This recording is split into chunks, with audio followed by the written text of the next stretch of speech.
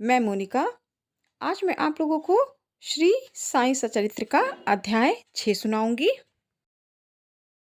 तो शुरू करते हैं श्री साईं सचरित्र अध्याय 6। भगवंत राव क्षीर सागर की कथा। श्री विट्ठल पूजन के प्रति बाबा की कितनी रुचि थी, यह भगवंत राव क्षीर सागर की कथा से भली भांति स्पष्ट हो जाती है। भगवंत राव के पिता विठोबा के परम भक्त थे। वे प्रतिवर्ष पंढरपुर वारी लेकर जाते थे। उनके घर में विठोबा की एक प्रतिमा थी जिसकी वे नित्य पूजा करते थे। उनकी मृत्यु के बाद उनके पुत्र भगवंत राव ने बारी, पूजन, श्राद्ध इत्यादि सभी कर्मों को त्याग दिया। जब भगवंत राव शिरडी आए तो बाबा उन्हें देखते ही कहने लगे कि इनके पिता मेरे परम मित्र थे, इसलिए मैंने इन्हें यहाँ बुलाया है। इन्होंने कभी प्रसाद नहीं दिया तथा मुझे और विठोबा को भूखों मारा, इसलिए मैंने इन्हें यहाँ आने को प्रेरित किया है। अब मैं इन्हें हठपूर्वक पूजा की ओर खींच लूँगा। दासगढ़ का प्रयाग स्नान। गंगा और यमुना के संगम पर स्थित प्रयाग प्रसिद्ध पावन तीर्थ स्थान है। हिंदुओं का ऐसा विचार है कि वहां स्नान आदि करने से पापों का नाश हो जाता है। प्रत्येक पर्व पर हजारों भक्तगण वहां जाते हैं और स्नान का लाभ उठाते हैं।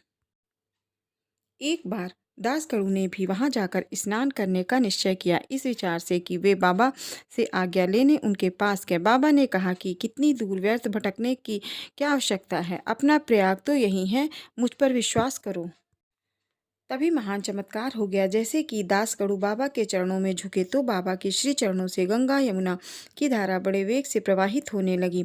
यह चमत्कार देखकर दासगढ़ का प्रेम और भक्ति उमड़ पड़ी। आंखों से अश्रुओं की धारा बहने लगी। उन्हें कुछ अंत स्फूर्ति हुई और उनके मुख से श्री साईं बाबा की स्रोतस्विनी स्वतः बहने लगी। श्री साईं बाबा शिरडी में पहली बार। श्री साईं बाबा के माता पिता, उनके जन्म और जन्म स्थान के बारे में कोई भी कुछ नहीं जानता। इस संबंध में बहुत छानबीन भी की गई। बाबा से तथा अन्य लोगों से भी इस विषय में पूछताछ की गई, परंतु कोई संतोषप्रद सूत्र हाथ न लग सका। वास्तव में देखा जाए तो हम लोग इस विषय में सर्वथा अनभिज्ञ हैं। नामदेव और कबीरदास आयोनिज थे, क्योंकि सामान्य लोगों की तरह उनका जन्म नहीं हुआ था। वे बाल रूप में प्रकृति की गोद में पाए गए थे। नामदेव भीमरथी नदी के तट पर गोनाई की और कबीर भगीरथी नदी के तट पर तमाल को पड़े हुए मिले थे। और ऐसा ही श्री साईं बाबा के संबंध में भी था। वे शिरडी में नीम वृक्ष के तले 16 वर्ष की तरुणावस्था में स्वयं भक्तों के कल्याणार्थ प्रकट हुए थे। उस समय भी वे पूर्ण ब्रह्मज्ञानी प्रतीत होते थे। स्वप्न में भी उनको किसी लौकिक पदार्थ की इच्छा नहीं थी। उन्होंने माया को ठुकरा दिया था और मुक्ति उनके चरणों में लौटती थी। शिरडी ग्राम की एक वृद्ध स्त्री नाना चोपदार की माँ ने उनका इस प्रकार वर्णन किया है। एक तरुण, स्वस्थ, फुर्तीला तथा अति रूपवान बालक सर्वप्रथम नीम वृक्ष के नीचे समाधि में लीन दिखाई दिया। सर्दी व गर्मी की उसे जरा भी परवाह न थी। उसे इतनी अल्प आयु में इस प्रकार कठिन तपस्या करते देखकर लोगों को बड़ा आश्चर्य हुआ। दिन में वह भेंट नहीं करता था और रात्रि में निर्भय होकर एकांत में घूमता था। लोग आश्चर्यचकित होकर पूछते फिरते थे कि उस युवक का कहाँ से आगमन हुआ है। उनकी बनावट और आकृति इतनी मनोरम थी कि एक बार देखने मात्र से वे युवक की ओर आकर्षित हो जाते थे। वह सदा नीम वृक्ष के नीचे बैठा रहता था और किसी के द्वार पर नहीं जाता था। यद्यपि वह देखने में युवक प्रतीत होता था, परंतु उसका आचरण महात्माओं जैसा था। वह त्याग और वैराग्य की साक्षात प्रतिमा था। एक बार एक आश्चर्यजनक घटना घटी। एक भक्त को भगवान खंडोबा का आवेश हुआ। लोगों ने शंका निवारणार्थ उनसे प्रश्न किया कि हे देव, कृपया बतलाइए कि ये किस भाग्यशाली पिता की संतान है और इनका कहाँ से आगमन हुआ है। भगवान खंडोबा ने एक कुदाली मंगवाई और एक निर्दिष्ट स्थान पर खोदने का संकेत दिया। जब वह स्थान पूर्ण रूप से खोदा गया तो वहां एक पत्थर के नीचे ईंटें पाई गईं। पत्थर को हटाते ही एक द्वार दिखाई दिया जहाँ 4 दीपक जल रहे थे। द्वार का मार्ग एक गुफा में जाता था जहाँ गौमुखी आकार की इमारत, लकड़ी के तख्ते, मालाएं आदि दिखाई पड़ी। भगवान खंडोबा कहने लगे कि इस युवक ने इस स्थान पर 12 वर्ष तपस्या की है। तब लोग युवक से प्रश्न करने लगे, परंतु उसने यह कहकर बात टाल दी कि यह मेरे श्री गुरुदेव की पवित्र भूमि है, इसलिए मेरा पूज्य स्थान है। तब लोगों ने उस दरवाजे का पूर्ववत बंद कर दिया। जिस प्रकार अश्वत्थ तथा औदुंबर वृक्ष पवित्र माने जाते हैं, उसी प्रकार बाबा ने भी नीम वृक्ष को उतना ही पवित्र माना और प्रेम किया। महालसापति तथा शिरडी के अन्य भक्त इस स्थान को बाबा के गुरु का समाधि स्थान मानकर सदैव नमन किया करते थे।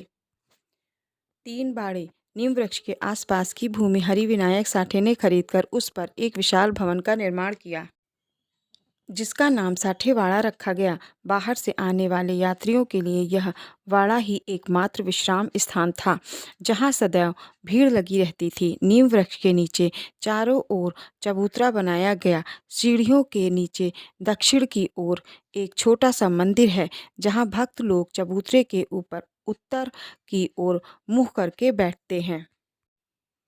ऐसा माना जाता है कि जो भक्त गुरुवार तथा शुक्रवार की संध्या को धूप, अगरबत्ती आदि सुगंधित पदार्थ जलाएंगे, वे ईश कृपा से सदैव सुखी होंगे। यह वाड़ा बहुत पुराना तथा जीर्ण शीर्ण स्थिति में था तथा जिसके जीर्णोद्धार के नितांत आवश्यकता थी, जो संस्थान द्वारा पूर्ण कर दी गई। कुछ समय बाद एक दूसरे बाड़े का निर्माण हुआ, जिसका नाम दीक्षित वाड़ा रखा गया। काका साहेब दीक्षित कानूनी सलाहकार जब इंग्लैंड में थे, तब वहां उन्हें किसी दुर्घटना के कारण पैर में चोट आ गई थी। उन्होंने अनेक उपचार किए, परंतु पैर ठीक नहीं हुआ। नाना साहेब चांदोकर ने उन्हें बाबा की कृपा प्राप्त करने का परामर्श दिया, इसलिए उन्होंने सन 1909 में बाबा के दर्शन किए। उन्होंने बाबा से पैर के बदले अपने मन की पंगुता दूर करने की प्रार्थना की।